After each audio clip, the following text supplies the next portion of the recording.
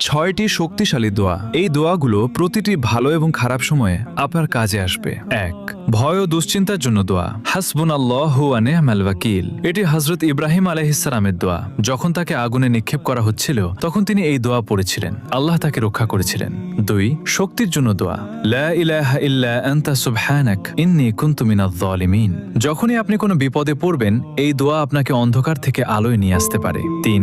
জ্ঞান বৃদ্ধির জন্য দোয়া। রব্বি জিদনি ইলমা।